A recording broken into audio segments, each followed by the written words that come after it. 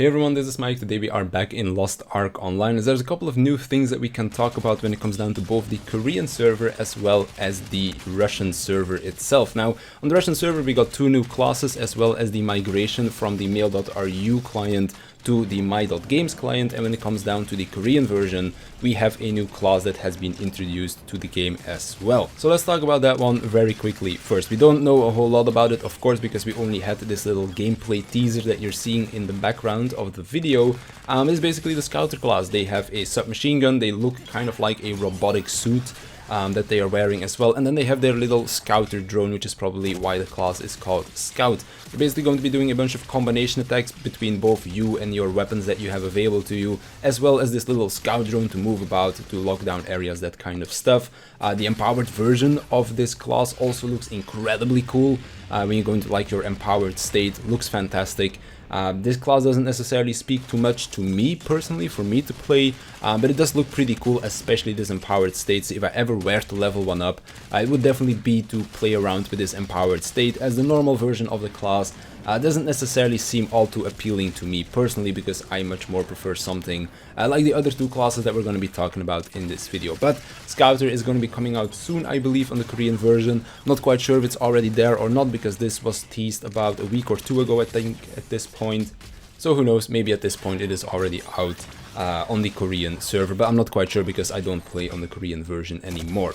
I only play on the Russian server for now. So when it comes down to the Russian server, of course, as I said, my.games is now the place to be playing the game. If you still have the old launcher from mail.ru, you are basically just immediately going to be jumping over to the my.games one. I didn't even have to install a new client, it all went automatically pretty much. I also didn't have to re-download the game, so that was pretty cool, and this could be their first move into opening up the game to the rest of the Western audience. Now, of course, we did get confirmation that a Western version is in the works. We don't know whether or not this is going to be coming through my.com or my.games, whether or not we are going to be jumping on the Russian server and just having that one be opened to the rest of the public, or whether or not Smilegate is going to be doing something themselves. So we actually just don't know yet. Of course, mail.ru moving over to my.games might be the first step into a Western version of this Russian server that we are playing on, but we can't say that for sure. If we get any more news on that, I'll make sure to just let you guys know in an updated video as well. Something that we do know about is, of course, the fact that Blade and Mnemonic are now out in the Russian server as well. I had the chance to play around with both of them a little bit over the last few days, and we're just going to be talking about both of them a little bit today, about their playstyle, kind of how they function, because both of them are actually a lot of fun. So let's first of all talk about the Blade. This is probably my favorite one in between the two of them. I started out with leveling Demonic first, but then when I switched over to Blade, I just kind of couldn't get enough of it, because it's kind of more up my alley, so to speak. So let's talk about that one first. So you have a lot of different blades that you have as your weapons, it's in the name, and they have a lot of different, very fast-paced, moving attacks. Now, of course, there are still a couple of attacks that lock you into place. You basically do a lot of fast movements, you have a lot of small hits that then, of course, over time create a lot of big damage. It looks very satisfying to me, it's a lot of fun to play as well. There's also a decent amount of movement in the class itself, to like get away from the boss or to have a gap closer and that kind of stuff. And you also have an enhanced mode that you can go into as well, like an empowered mode. You get this by just attacking enemies, and then as you do so, your soul gauge, I believe it is called, will fill up over time. You can also take some tripod skills as you level up your skills to basically make it so that you generate more gauge quicker. And then when you go into the gauge, you get different passive bonuses depending on how many orbs you have lighting up. I believe the maximum is 3 orbs, and then of course 3 orbs gives you a whole lot more damage and attack speed, and I believe movement speed is in there as well. Then if you only had 1 orb. Now, the cool thing about this empowered state as well is that it doesn't only grant you those passive benefits whilst you are inside of it, but you can also choose to exit the gauge or exit the mode earlier by just pressing the button again, and then you are going to be doing a very strong empowered attack. And this attack is going to do much more damage depending on how much gauge is left, meaning that if, for example, the boss is almost dead and you just gained your gauge back, you can still activate the gauge and then immediately exit out of it again to just do a very strong attack and still like finish the boss off with it or something like that, rather than just activate your gauge and then the boss dying in the next 5 seconds, and then it just feels kind of like you've wasted your gauge or something like that. I think it's pretty cool because it also allows you to choose what you want to do with it. Do you just want to save up 3 orbs and then go into the gauge for as long as possible, empowering your basic abilities? Or do you just want to go into the gauge and take care of, for example, a priority target in a dungeon or something like that, that you just very quickly want to kill before it kills your party? Stuff like that I think is a pretty cool concept right there. Moving over to the demonic. This one is a little bit slower. They use two very big weapons. I'm not quite sure what they were called anymore. They had a weird name. But basically, you've got those 2 big weapons. There are a couple of skills that make you use these weapons to basically execute the skills, so to speak. But some other of your skills also are empowered by your inner demon, so to speak. So when you use them, there will be a demon coming out to kind of assist you with the movements, so to speak. Now, there is also a gauge on this one. Once this gauge fills up, you can go into your demon form, for which you completely transform, your outward attacks change, your abilities change.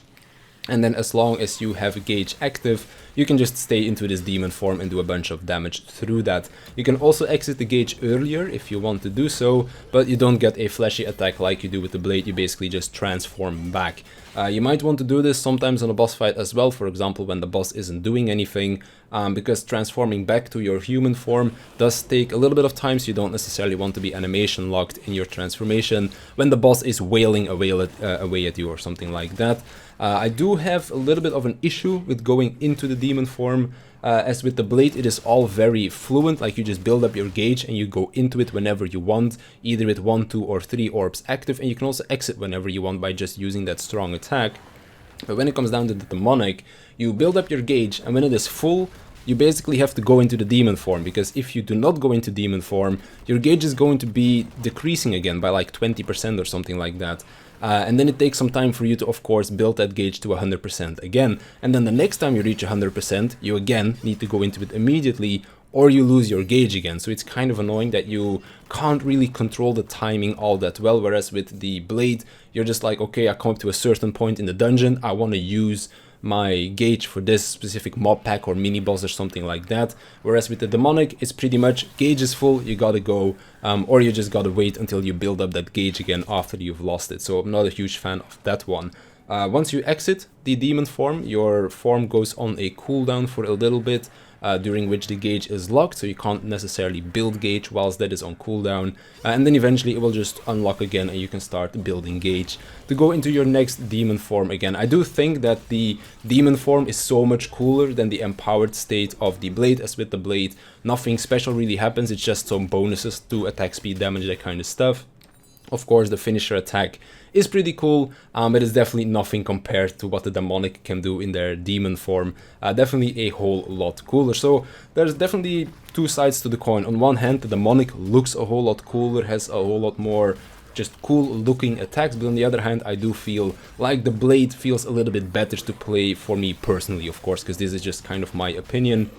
For now, I'm probably going to be leveling both because I do enjoy both quite a bit. Blade a little bit more than demonic, but on the other hand, the demon form is just so incredibly cool.